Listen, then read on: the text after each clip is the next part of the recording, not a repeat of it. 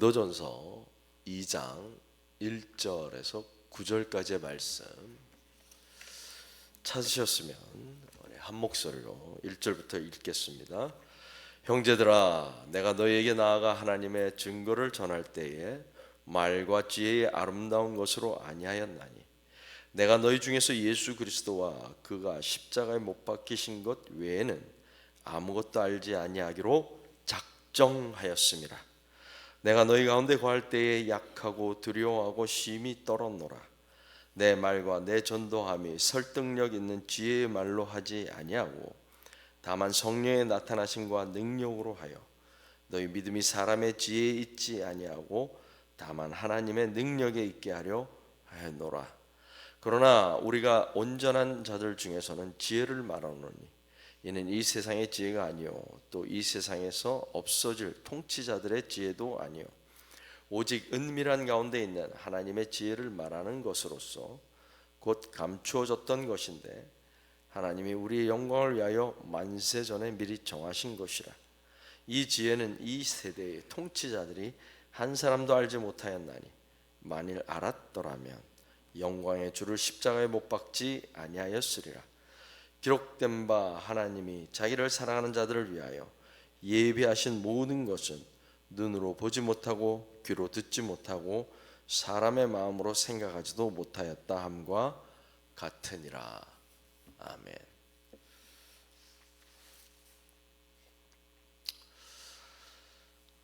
우리는 모두 하나님의 부르심을 받은 사람들입니다.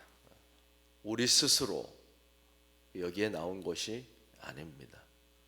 우리 스스로 하나님의 자녀의 자리를 차지한 것이 아닙니다. 우리가 남들보다 더 선하고 더 똑똑하고 더 경건해서 더 가문이 좋아서 하나님의 교회 안으로 들어온 것도 아닙니다.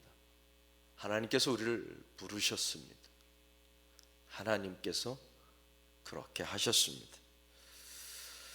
부르심을 따라서 우리가 이 자리에 있고 하나님의 교회의 일원이 된 것입니다. 그러므로 우리가 할 수 있는 것은 감사와 찬송을 드리는 것뿐입니다. 아무것도 우리로부터 시작된 것이나 우리가 이룬 것이 없기 때문에 자랑할 것이 없습니다. 그런데 고린도 교회 성도들은 이 사실을 잊어버렸습니다. 하나님께서 부르셨다는 사실을 잊어버렸습니다. 그래서 그 자리에 자기의 자랑이 들어온 것입니다. 세상은 끊임없이 줄을 세웁니다. 내가 얼마나 영향력 있는가로 그 사람의 가치를 판단합니다. 젊은 사람들이 사용하는 소셜 미디어 SNS를 보면 팔로워 숫자가 있습니다. 얼마나 많은 사람들이 나를 따라가고 있는 거야. 따라오고 있나. 얼마나 많은 사람들이 나의 사진이나 나의 글에 좋아요를 누르나. 유튜브도 마찬가지죠. 얼마나 내가 영향력이 있는가. 그것으로 사람의 가치를 판단합니다. 고린도 교회가 그러했습니다. 바로 세상의 기준으로 교회를 보고 세상의 기준으로 자기 자신들을 보기 시작한 것입니다. 이것이 교회의 분쟁으로 연결되었다라는 소식이 바울에게까지 들려옵니다. 그리고 바울은 분명하게 말합니다. 자신의 가르침은 십자가와 십자가에 달리신 예수에 관한 것이라는 사실을 다시 한번 확인시켜 주는 것입니다. 고린도 교회 성도들은 미련한 방식으로 꺼리끼는 방식으로 구원을 받았음에도 불구하고 다시 세상의 방식과 세상의 지혜를 가지고 살아가겠다라고 하는 것입니다. 자신들의 구원은 꺼리끼고 어리석은 십자가를 통하여 받았는데 이제는 눈에 좋아 보이는 세상의 지혜와 아름다움으로 살아가겠다라고 말하는 것입니다. 하나님의 자녀지만 세상의 방식대로 살겠다라고 말하는 것입니다. 이러한 성도들을 향한 바울의 외침은 너희를 부르심을 보라는 것입니다.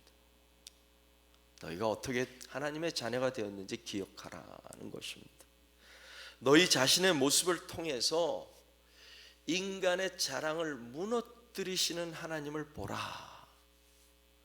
어떤 상황에서, 어떤 형편에서 우리가 하나님의 부르심을 받아 하나님의 자녀가 되었는지 기억해 보라는 것입니다. 오늘 본문 말씀은 1장에 이어서 바울이 하나님의 방식과 세상의 방식에 대해서 비교하면서 고린도 교회 성도들을 다시 한번 일으켜 세우는 말씀입니다.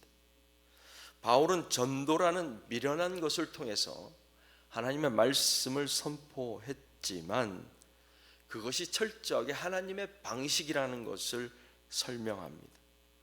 말과 지혜의 아름다운 것이 세상의 방식이라면 화려한 언변과 화려한 말씀실을 가지고 전하는 것이 세상의 방식이라면 바울은 철저하게 예수 그리스도와 십자가 외에는 일부러 작정하고 포기했다라는 것입니다.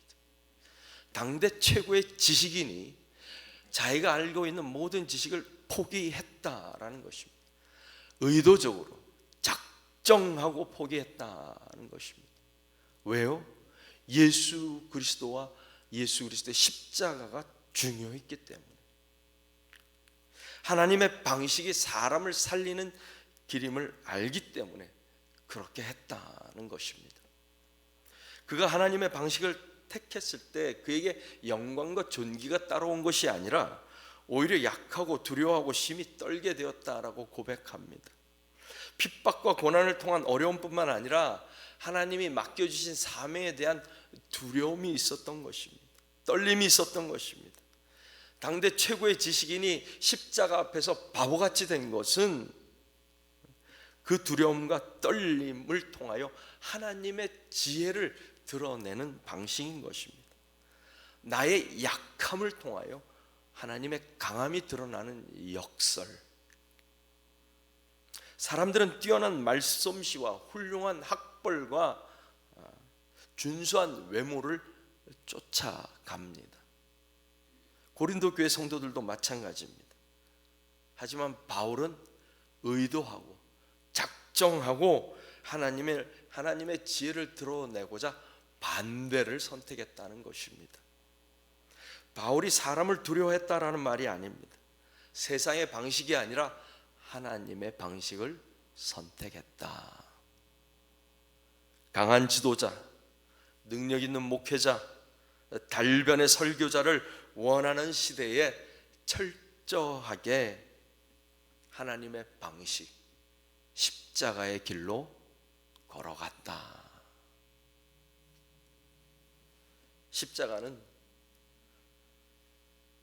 골고다 언덕의 십자가는 인간의 기대를 저버리는 방식입니다. 예수께서 십자가에 달려서 벌거벗은 채로 수치를 당하신 것이 하나님의 방식입니다. 제자들 어느 누구도, 예수를 따라다니던 어느 누구도 예수의 십자가 죽음을 기대하지 않았습니다. 상상조차 하지 않았습니다. 십자가는 영광의 상징이 아닙니다. 십자가는 실패와 저주와 수치와 패배의 상징입니다. 세상은 그런 메시아를 원하지 않습니다. 세상은 그런 십자가를 바라지 않습니다. 하지만 하나님은 십자가를 사용하셨습니다. 하나님은 인간이 부끄러워하는 방식을 통하여 인간을 구원하셨습니다. 하나님은 인간이 머리를 흔드는 그곳에서 하나님의 능력을 드러내셨습니다. 하나님은 인간이 부끄러워하는 그 자리에서 하나님의 지혜를 나타내셨습니다. 십자가는 인간 자랑에 대한 하나님의 심판인 것입니다. 내 힘으로는 안 된다. 내 지혜로는 나를 알 수 없다. 내 능력으로는 구원을 얻을 수 없다. 하나님께서는 십자가를 통해 인간의 모든 자랑을 무너뜨리신 것입니다. 그런데 고린도 교회 성도들은 십자가로 구원받고 다시 세상으로 돌아가려고 했다는 것입니다. 십자가로 하나님의 자녀가 되었는데 이제는 실패와 수치와 부끄러움의 십자가를 버리려고 하는 것입니다. 세상의 성공과 세상의 자랑으로 살아가려고 하는 것입니다. 하나님의 방식으로 여기까지 왔는데 이제는 하나님의 손을 뿌리치고 나의 방식으로, 세상의 방식으로 돌아가려고 하는 것입니다. 하나님의 자녀가 되었는데 하나님의 방식으로 살아가는 것이 아니라 세상의 방식으로 살아가는 것입니다. 우리가 애굽에 있었으면 좋았을 걸. 양다리를 걸치고 살아가는 것입니다. 박쥐 같은 인생이 되었습니다. 우리도 강한 것을 좋아합니다. 우리도 말주변이 있는 사람을 따라갑니다. 이왕이면 좋은 외모, 좋은 학벌, 능력 있는 목회자를 바라봅니다. 세상의 방식, 세상의 기준이 교회에도 적용되면 좋다라고 말합니다. 세상의 기준이 옳다라고 생각합니다. 교회 안에서도 끊임없이 비교하고 끊임없이 경쟁하며 살아가려고 합니다. 하지만 바울은 분명하게 말합니다. 여러분의 믿음이 사람의 지혜에 바탕을 둔 것이 아닙니다. 하나님의 능력에 바탕을 둔 것입니다. 교회는 하나님의 능력으로 서 있는 공동체입니다. 믿음은 우리의 지혜로부터 나온 것이 아닙니다. 우리 중 어느 누구도 하나님을 찾은 적이 없습니다. 믿음은 하나님의 능력에 기초한 것입니다. 인간은 상상조차 할 수 없었던 십자가 위에 우리의 믿음은 서 있는 것입니다. 하나님의 능력은 우리의 약함으로부터 시작되는 것입니다. 교회뿐만 아니라 우리 성도 개인의 삶도 마찬가지입니다. 우리는 강하고 부한 것을 좋아합니다. 인정받고 싶어 합니다. 군림하기를 좋아합니다. 교회에서는 십자가를 말하지만 돌아서면 성공과 자랑을 늘어놓는 사람들입니다. 약할 때 강함 되시는 주님을 찬양하지만 정작 남들보다 강해지고 싶어하고 부해지고 싶어하는 것이 우리의 솔직한 심경입니다. 그러나 우리가 하나님의 능력을 깨닫게 되는 시간이 언제입니까? 우리의 약함 가운데 드러나는 것입니다. 막다른 골목에 들어섰을 때 비로소 우리가 하나님의 능력이 우리에게서 나타나게 되는 것입니다. 나의 지혜나 나의 방식을 내려놓고 손을 들 때 비로소 하나님의 능력을 경험하는 것입니다. 십자가에 달리신 예수 그리스도를 통하여 드러나는 하나님의 능력, 나 같은 사람을 부르셔서 하나님의 자녀로 만드신 하나님의 능력, 우리를 자유하게 하신 하나님의 능력이 바로 그때 드러나는 것입니다. 바울은 고린도 성도들에게도 묻고 있습니다. 아니, 오늘 우리에게도 묻고 있습니다. 하나님의 능력으로 살아가시겠습니까? 아니면 여러분 자신의 능력으로 살아가시겠습니까? 주님을 사랑하고 주님의 몸된 교회를 충성스럽게 섬기시는 성도 여러분, 다시 세상의 지혜로 돌아가지 마십시오. 우리는 세상의 방식이 아니라 하나님의 방식으로 여기까지 왔고 지금도 살아가고 있습니다. 거리끼고 부끄러운 십자가를 보고 돌아서지 마십시오. 십자가 위에 달리신 예수 그리스도를 보게 되기를 바랍니다. 생명을 얻었는데 다시 죽음의 방식으로 돌아가지 마십시오. 우리의 자랑은 강함이 아닙니다. 우리의 자랑은 더 많은 소유가 아닙니다. 우리의 자랑은 능력이 아닙니다. 우리의 자랑은 오직 십자가에 달리신 예수 그리스도이십니다.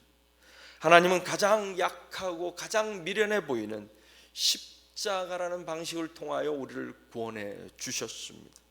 세상을 뒤엎으셨습니다. 그리고 우리의 약함을 통해 드러난 하나님의 강함이 세상의 지혜를 이기고 반드시 끝까지 우리를 하나님의 나라로 인도하실 것입니다. 바울은 말합니다. 내가 너희 가운데 예수 그리스도와 그가 십자가에 못 박히신 것 외에는 아무것도 알지 않기로 작정하였노라.